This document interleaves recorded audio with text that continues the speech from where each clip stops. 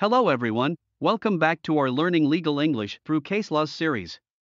In this video, we will study case law number 25/2018/AL about IN respective relief from deposit penalty due to objective causes.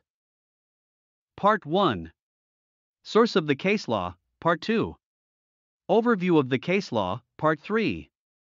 Content of the case, Part 4.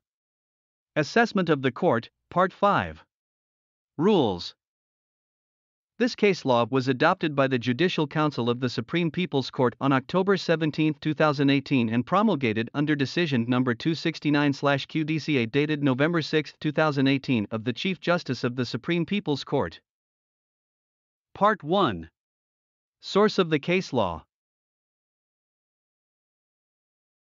Cassation Decision No. 79/2012/DSGDT dated February 23, 2012 of the Civil Court of the Supreme People's Court on civil case dispute over deposit agreement in Ho Chi Minh City between the plaintiff being Mr. Phan Tan L and the defendant being Ms. Truong Hong Ngoc H, the person with related rights and obligations being Mr. LUient T.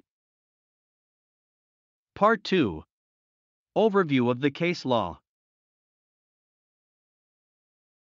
Background of the case law: the deposit agreement securing the signing of a house purchase contract had an agreement that within a certain period of time, the depositee shall complete the procedures for issuance of a certificate of building ownership, otherwise, she shall be subject to a deposit penalty.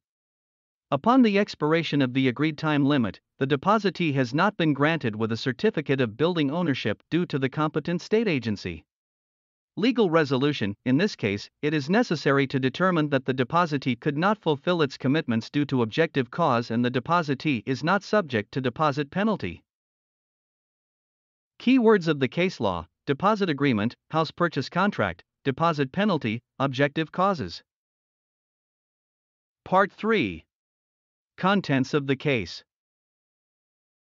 Pursuant to the Statement of Claims dated July 20, 2009, the plaintiff Mr. Phan Tan L presented as follows: on May 12, 2009, Ms. Truong Hong Ngoc H agreed to sell to Mr. Phan Tan L the house number 1222C, new house number 252, street number 32, T Ward, H District, Ho Chi Minh City, which she had bought in auction under the name of Ms. H from the Civil Judgment Enforcement Agency of Ho Chi Minh City under Decision No. 786/QDTHA dated March 2, 2009. After reaching agreement, Mr. L deposited with Ms. H the amount of 2 billion VND. Under Article 5 of the deposit agreement, the parties agreed that from the date of signing the contract, Ms. H shall complete the procedures to be granted with the certificate of building ownership of the above-mentioned house. Afterwards, the party shall sign a purchase contract with notarization. If there is any violation of the above-mentioned time limit, Ms. H shall pay a penalty equal to the deposit of 2 billion VND. On the expiry date of June 12, 2009, Ms. H had not performed as agreed, therefore, the contract could not be implemented.